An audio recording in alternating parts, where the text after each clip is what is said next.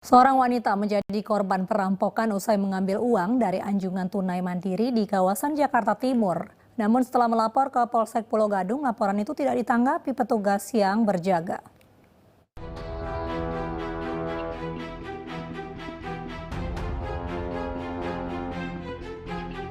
Video seorang perempuan menjadi korban perampokan setelah mengambil uang dari anjungan tunai mandiri atau ATM di sebuah minimarket viral di media sosial. Menurut korban, saat itu ia diikuti oleh sejumlah orang dengan mengendarai 2 sepeda motor. Kemudian salah satu pelaku mendekati korban dan mengetuk kaca mobil sambil menyampaikan bahwa mobil yang dikendarai membahayakan orang lain. Korban kemudian keluar dan melihat kondisi mobil, namun perampok yang mengendarai sepeda motor mengambil tas korban yang berada di kursi belakang dari sisi kiri. Ternyata dari sebelah kiri itu ada orang berdua yang ngambil tas saya, jadi dia posisinya jongkok lalu masuk lewat pintu samping supir itu, bawa satu tas saya gitu.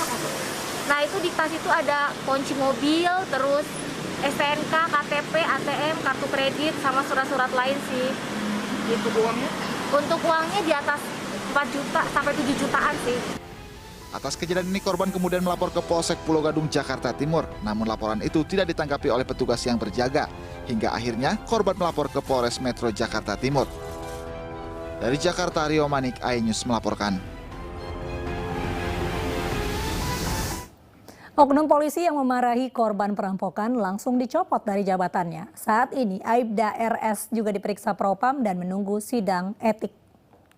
Sejauh ini pemeriksaan masih terus dilakukan terkait dengan pemeriksaan terhadap oknum pelaku itu dan saksi-saksi yang merupakan rekan kerja daripada oknum anggota tersebut. Dalam waktu dekat kami juga akan segera melakukan sidang pelanggaran disiplin atas perilaku oknum tersebut.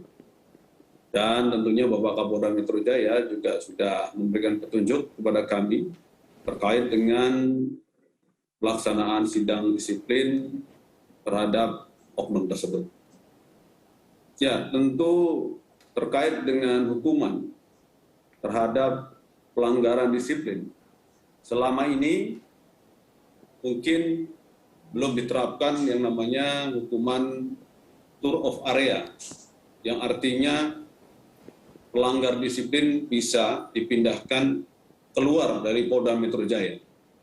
Mungkin ke polda-polda lain yang tentu ini diharapkan dapat menimbulkan efek jera bagi anggota-anggota lain yang mencoba melakukan pelanggaran-pelanggaran seperti yang dilakukan oleh oknum tersebut.